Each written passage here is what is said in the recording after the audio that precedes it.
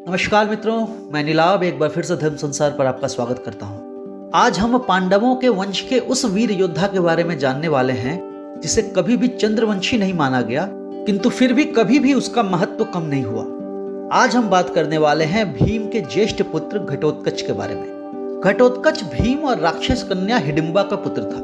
वो पांडवों के वंश का सबसे बड़ा पुत्र था और महाभारत के युद्ध में उसने अहम भूमिका निभाई थी। हालांकि कभी भी उसकी मां के कुल के कारण उसकी गिनती चंद्रवंशियों में नहीं की गई, किंतु फिर भी सभी पुत्रों में उसका विशेष महत्व था। महाभारत के युद्ध में कर्ण से अर्जुन के प्राणों की रक्षा करने हेतु घटोत्कच ने अपने प्राणों की बलि दे दी। जब दुर्योधन ने पांडवों को लाक्षागृह में मारने का प्रयत्न किया, उससे बचकर पांडव वन वन भटक रहे थे। चलते चलते कुंती का धैर्य जाता रहा और सबने विश्राम की इच्छा जाहिर की। कुंती सहित सभी भाई वहां पर सो गए और भीम वहां पहरे पर बैठ गए। उसी वन में हिडिंब नामक एक राक्षस अपनी बहन हिडिंबा के साथ रहता था। जब उसे मानवों की गंध मिली, तब उसने हिडिंबा को उसका पता लगाने के लिए भेजा। हिडिंबा हालांकि राक्षसी थी, किंतु फिर भी अहिंसा प्रिय थी। केवल अपने भाई हिडिंब के भय से वह उसका साथ देती थी। जब उस मानव गंध का पीछा करते हुए हिडिंबा वहां पहुंची, तो भीम को देखकर वह उस पर मोहित हो गई। वह एक सुंदर स्त्री का वेश बनाकर भीम के पास पहुंची और उससे कहा कि वो लोग जल्दी से वहां से चले जाएं, अन्यथा उनका भाई उन्हें मार डालेगा। भीम ने हंसते हुए उसे सांत्वना दी और कहा कि उसका पूरा परिवार थककर सो रहा है और वो उसे उठा नहीं सकते। उसने हिडिंबा से कहा कि उसे किसी भी राक्षस से घबराने की कोई आवश्यकता नहीं है। उधर जब बहुत काल तक हिडिंबा नहीं आई, तो हिडिंब स्वयं उसे ढूंढता हुआ वहां पर पहुंच गया। जब उसने अपनी बहन को भीम के साथ देखा, तो वो बहुत क्रोधित हुआ। वह हिडिंबा को ही मार डालना चाहता था, किंतु उसका परिवार उठ न जाए, इस कारण भीम हिडिंब को घसीटते हुए बहुत दूर ले गए। वहां पर उन दोनों के बीच घोर युद्ध हुआ। भीम और हिडिंब वहां पर उगे हुए पेड़ों को उखाड़कर एक दूसरे पर प्रहार करने लगे। इस कोलाहल से कुंती और अन्य पांडव जग गए, किंतु शीघ्र ही भीम ने उस युद्ध में हिडिंब का वध कर दिया। अपने भाई की मृत्यु के बाद हिडिंबा ने कुंती को बताया कि अब वो बिल्कुल असहाय हो गई है और भीम के प्रति अपनी आसक्ति के विषय में भी उन्होंने सबको बताया। यह सुनकर उन सभी के लिए बड़ी अजीब स्थिति पैदा हो गई। पहला तो यह कि विपत्ति के समय पांडवों का बल भीम ही थे, और दूसरी ये कि अपने बड़े भाई युधिष्ठिर के अविवाहित रहते हुए भीम विवाह नहीं कर सकते थे। तब युधिष्ठिर ने कहा कि यह सत्य है कि उनके अविवाहित रहते भीम रीतिगत तरीके से विवाह नहीं कर सकते, किंतु विशेष परिस्थिति में भीम गंधर्व विवाह कर सकते थे। तब कुंती ने 2 शर्तों पर भीम का विवाह हिडिंबा से करना स्वीकार किया। पहला, एक तो हिडिंबा प्रत्येक रात्रि को भीम को वापस वहां पहुंचा आएगी, और दूसरा, भीम हिडिंबा के पास केवल एक संतान की उत्पत्ति तक ही रहेगा। इन शर्तों को हिडिंबा ने सहर्ष स्वीकार कर लिया। कुछ समय बाद हिडिंबा ने एक पुत्र को जन्म दिया, जो पैदा होते ही वयस्क हो गया। उसके सर पर एक बाल भी नहीं था, इसीलिए भीम ने उसका नाम घटोत्कच रखा, जिसका अर्थ होता है घड़े के समान चिकने सर वाला। शर्त के अनुसार भीम घटोत्कच के जन्म के पश्चात अपने परिवार के पास वापस चले गए। घटोत्कच का लालन पालन हिडिंबा ने ही किया और उन्हें सभी प्रकार की शस्त्रों की शिक्षा दी। समय आने पर घटोत्कच अपने युग का महान योद्धा बन गया।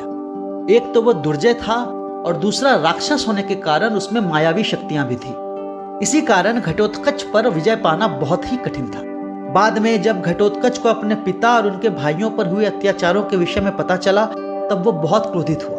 वो उसी समय दुर्योधन पर आक्रमण करना चाहता था, किंतु युधिष्ठिर ने उसे समझा बुझाकर शांत किया। घटोत्कच ने उन्हें वचन दिया कि जब भी संकट के समय वे उसे याद करेंगे, वो उपस्थित हो जाएगा। उधर दूसरी ओर श्री कृष्ण ने संसार को मूर्ख दैत्य से मुक्ति दिलाने के लिए उसका वध कर दिया। उसकी पुत्री मौरवी उनके शरण में आई, इसीलिए उन्होंने उसे अभय प्रदान किया। उन्होंने मौरवी को यह वरदान भी दिया कि उसे अपनी पसंद का वर प्राप्त हो।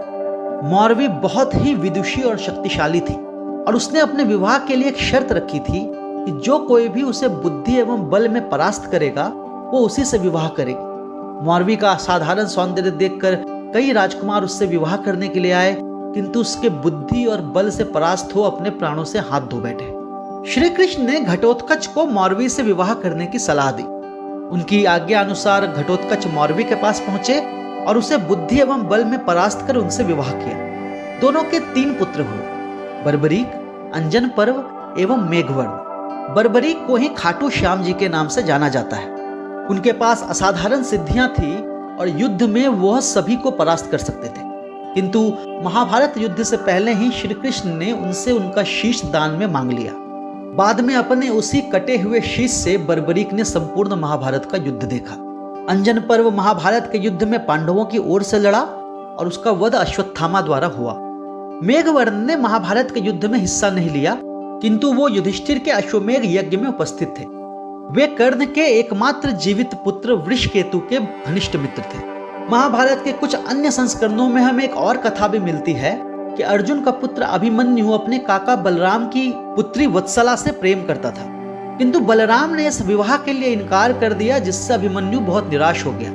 तब अपने भाई की खुशी के लिए घटोत्कच ने अपनी माया से वत्सला का अपहरण कर लिया और उसका विवाह अभिमन्यु से करवा दिया। हालांकि ये कथा हमें मूल व्यास महाभारत में नहीं मिलती।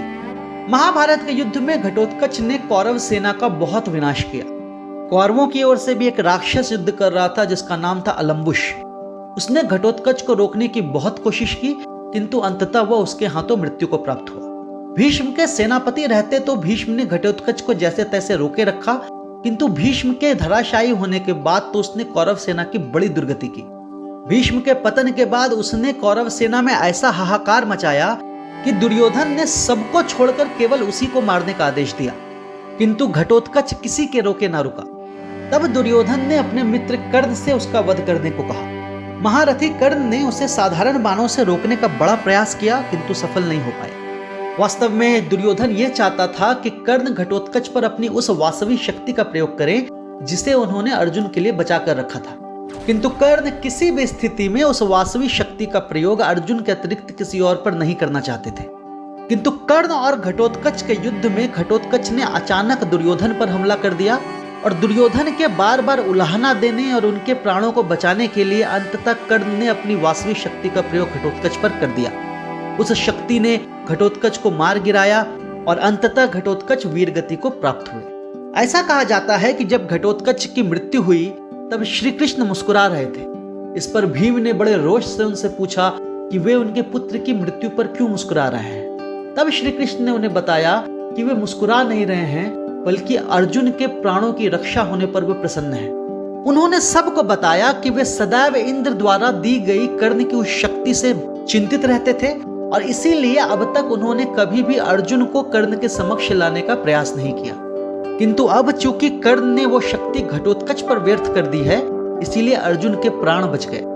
इसी कारण घटोत्कच की मृत्यु पर पांडव सेना में सभी दुखी थे केवल श्री कृष्ण को छोड़कर, और कौरव सेना में सभी प्रसन्न थे केवल कर्ण को छोड़कर, क्योंकि कर्ण को अब यह पता था कि अर्जुन की निश्चित मृत्यु वह इंद्र की दी गई शक्ति उसके हाथ से निकल चुकी है। इस प्रकार घटोत्कच ने अपने प्राणों की बलि देकर अर्जुन के प्राणों की रक्षा की।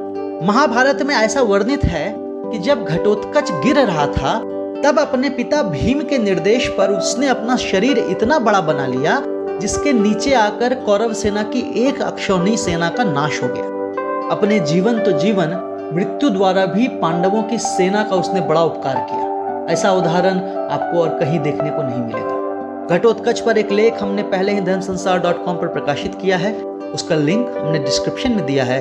यदि आप चाहें तो उसे वहां जाकर पढ़ सकते हैं। हमें आशा है ये वीडियो आपको पसंद आया होगा। यदि ऐसा हो तो आप इस वीडियो को लाइक कर सकते हैं और हमारे चैनल को सब्सक्राइब कर सकते हैं। यदि धर्म संसार के वीडियो आपको पसंद आते हो तो आप उसे अपने मित्रजनों एवं परिवारजनों के साथ साझा कर सकते हैं। हम शीघ्र ही एक नई और रोचक वीडियो लेकर आपके सामने प्रस्तुत होंगे। तब तक के लिए विदा चाहता हूँ। जय श्री कृष्ण।